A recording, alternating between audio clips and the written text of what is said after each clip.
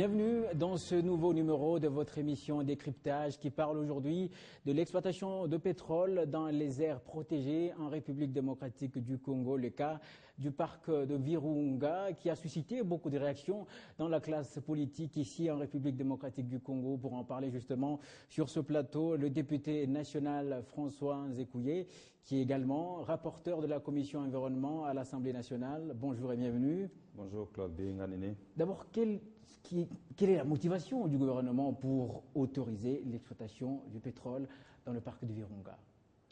La motivation du gouvernement pour explorer d'abord et puis éventuellement exploiter du pétrole dans les aires protégées. Je veux dire dans les aires protégées un peu partout en République démocratique du Congo. Oui. Parce que, je l'ai dit à une autre occasion, il y a une superposition des bassins pétroliers et des aires protégées en République démocratique du Congo. Et donc, s'il faut produire du pétrole en République démocratique du Congo, on le fera presque certainement que dans les aires protégées. Et donc, il n'y a pas un seul endroit où l'État congolais peut autoriser l'exploitation pétrolière et qu'il n'y ait pas des aires protégées. En tout cas, il y en a très peu. Parce que quand vous regardez dans les bassins côtiers, il y a les parcs de mangroves. Quand vous allez à la cuvette centrale, il y a 3 parcs. Le parc de Salonga, de la Garamba et le nouveau parc de Lomami qui est au Maniema. Quand vous allez dans les Graben albertines, vous avez les parcs Virunga, mais quand vous descendez vers les Graben Upemba, il y a le parc de Lupemba, et quand vous allez au Graben Moero, il y a le parc Moero, et les Graben Benguelo, là aussi, il y a des parcs. Donc, partout où on devrait exploiter du pétrole en République du Congo, il y a des aires protégées. Alors pourquoi cela devrait susciter des controverses dans l'opinion pendant que la démarche semblait très logique? Je crois qu'il y a un problème des lobbyistes. Il y a des personnes qui pensent qu'on ne peut pas faire coexister l'activité d'exploitation pétrolière et la conservation des écosystèmes.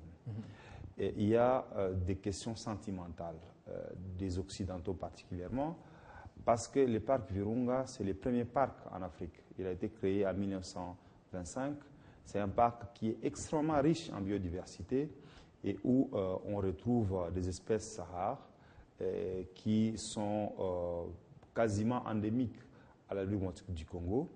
Et donc, ça fait craindre ces personnes amoureuses de la nature. J'en fais partie, je suis très amoureux de la nature, je suis économiste, je suis environnementaliste aussi. Et donc, ces craintes, c'est de voir ces espèces rares être décimées par l'activité pétrolière.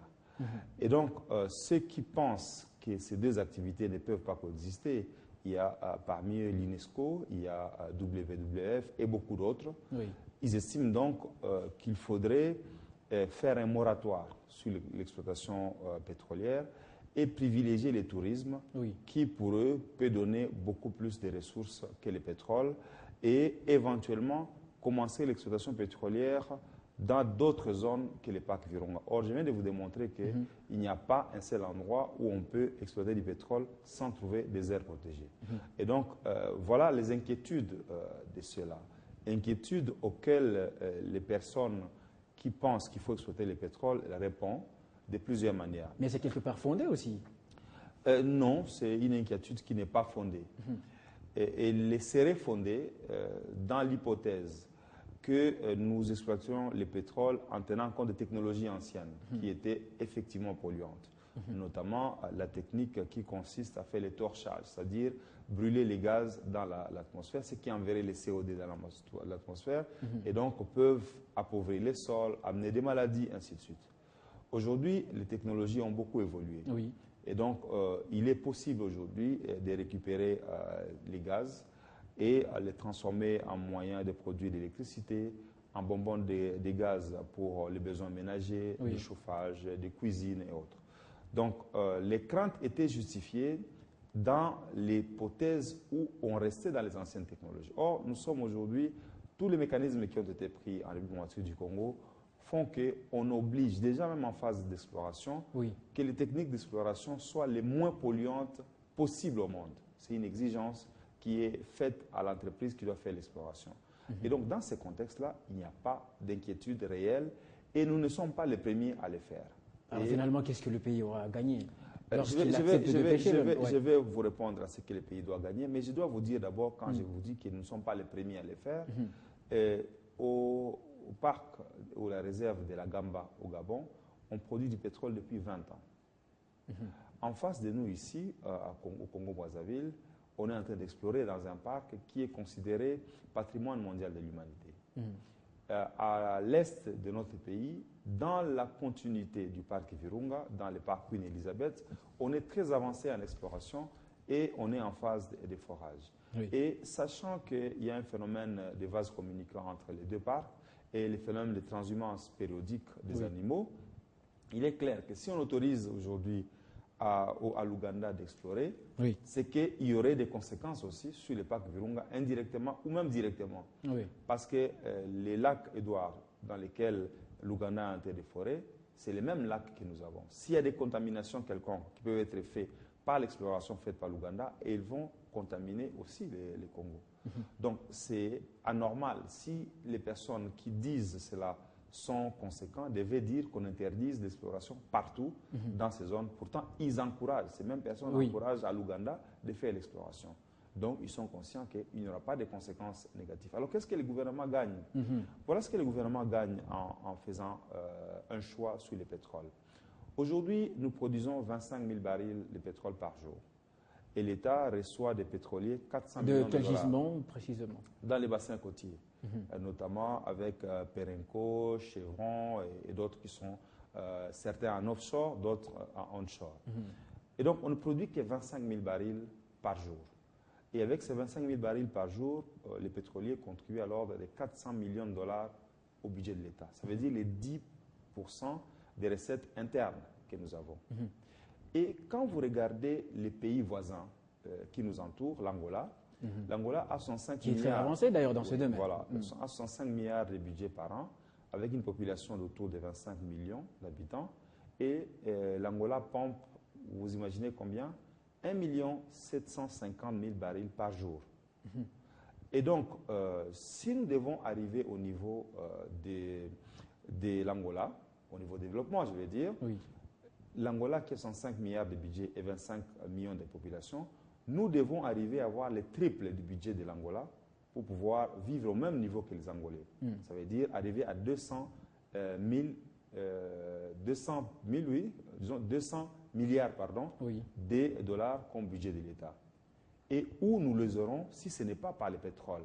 Parce que pendant que nous sommes en train de nous dire qu'il ne faut pas exploiter du pétrole, les secteurs que nous avons privilégiés comme secteur devant le mieux contribuer au développement du pays, c'est les mines. Et les mines contribuent moins que les secteurs pétroliers au budget de l'État. Pourtant, nous exploitons les minerais dans pratiquement toutes les provinces. Et donc, nous devons comprendre que les mines seules et l'agriculture ne pourront pas permettre à ce que nous arrivions au même niveau que nos voisins. Je vous ai cité seulement le cas de l'Angola, mais si je vous cite le cas du Congo-Brazzaville ici, et ils ont 4 millions d'habitants et ils ont un budget de 11 milliards de dollars. Et eux, ils produisent combien? 400 000 barils par jour. Si nous voyons le cas du Gabon, qui a 9,5 milliards de budget avec une population de 1 500 000, ils ont un budget, je vous ai dit, de 9,5 milliards et ils produisent autour de 280 000 barils par jour. Et donc, vous comprenez que tous ces pays, ils sont aussi des pays miniers. Je peux vous citer les cas de Guinée équatoriale, du Tchad et d'autres. L'élément qui nous différencie avec nos voisins qui ont pris de l'avance dans le secteur pétrolier, c'est le pétrole, même s'ils développent d'autres activités. Et donc, l'État pourrait accélérer son développement rapidement en faisant un choix clair sur l'exploitation pétrolière. Si vous imaginez que nous produisons 25 000 barils, les jours où nous passons à 250 000 barils, nous pouvons atteindre 4 milliards de dollars cash dans le pétrole. Les jours où nous arrivons à 2 500 000 barils, nous avons 40 milliards de dollars cash sur lesquels nous pouvons compter. Même si, comme je viens de vous dire, faisant une comparaison avec l'Angola, ça restera insuffisant pour arriver à un bon développement. Mais déjà, ça pourra booster le développement et entraîner d'autres secteurs, notamment l'agriculture. Parce que pour développer l'agriculture, on a besoin de moyens. Pour développer de nouveaux gisements miniers, en faisant de la recherche géologique, nous avons les moyens de financer cette recherche géologique. Et donc, le pétrole reste une voie royale pour nous permettre de mobiliser beaucoup de moyens rapidement pour permettre à ce que nous puissions développer les autres secteurs et permettre à ce que les pays croissent le plus rapidement possible. Est-ce qu'il y a des précautions déjà prises pour notamment tous ces animaux qui vont devoir, je sais pas moi, être déplacés? Je ne sais pas, comment ça va se passer? D'abord, il n'y a pas un seul animal qui sera déplacé. Je crois que nous aurons probablement l'occasion de vous amener les films qui montrent l'exploration du pétrole en Ouganda, comment ça se passe. On fore un trou de forage et les antilopes sont à côté, ils ne fuient pas. Donc, généralement, les forages d'exploration, c'est un trou de 1 mètre de diamètre. Donc, rien de grave quand on connaît les étendues que nous avons de nos parcs. Mais, n'en déplaise, il y a des études environnementales qui sont préparées comme préalables et à l'exploration et à l'exploitation. Au-delà de cela, face aux préoccupations de l'UNESCO, le gouvernement de la République démocratique du Congo a diligenté ce qu'on appelle une évaluation environnementale stratégique. C'est une étude qui permet de faire une étude économique pour connaître la valeur d'une activité quelconque, à l'occurrence ici le pétrole, comparée à d'autres activités alternatives, notamment le tourisme à travers la réserve du parc de Virunga. Et cette étude pourra nous permettre de déboucher sur 3 hypothèses. La première hypothèse, c'est de dire qu'il y a compatibilité entre l'exploitation pétrolière et la mise en valeur du parc de Virunga. La deuxième hypothèse, c'est de dire qu'on ne peut pas faire le pétrole parce qu'il aura des conséquences extrêmement graves sur l'environnement. Ou la troisième hypothèse, c'est de dire que, étant donné que le pétrole donne beaucoup et de loin plus d'avantages que les ressources naturelles, qu'on mette fin ou on délocalise ou on désaffecte le parc de Virunga partiellement ou totalement. Et donc, mais je crois sincèrement, tenant compte de l'expérience des autres pays, il sera possible d'allier le fait de protéger l'environnement pour les générations futures, mais aussi pour les générations actuelles à travers le tourisme, en sécurisant d'abord ces parcs, parce qu'aujourd'hui, il reste un bastion des FDLR et d'autres braconniers qui les rend vulnérables. Et donc, il est possible aujourd'hui, sur base des technologies et sur base des expériences des autres pays, d'arriver à concilier les deux et même à avoir des effets d'entraînement positifs les uns vis-à-vis des autres. Finalement, on se rend compte que c'était un manque à gagner énorme pour l'État. Pourquoi s'est réveillé, je dirais, en retard? Non, je crois qu'il y a eu une question d'option dans notre pays. On a un peu été aveuglé par le secteur minier. Vous savez, à l'époque de la GECAMINE contribuait au budget de l'État autour de 80%. Et on se sentait à l'aise à vivre de cette manière-là. Aujourd'hui, nous nous sommes rendus compte des limites du secteur minier. Et nous avons fait une option qui était de la libéralisation du secteur minier en croyant que ce secteur allait nous amener une manne. Aujourd'hui, d'ailleurs, nous sommes en discussion pour voir comment réviser les codes miniers pour permettre à ce que le secteur minier donne plus de dividendes à l'État.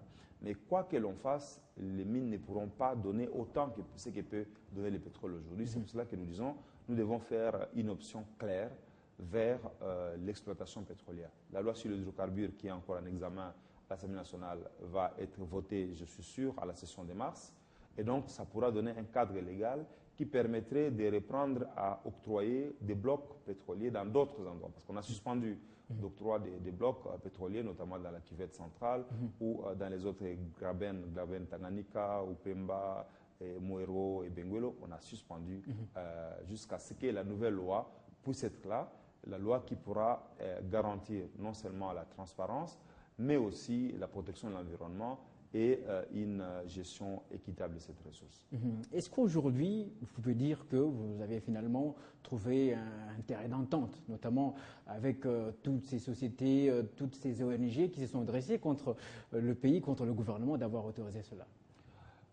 Il y aura entente, à mon avis, avec la société civile locale, la province Nord Kivu ou même nationale, et les communautés locales.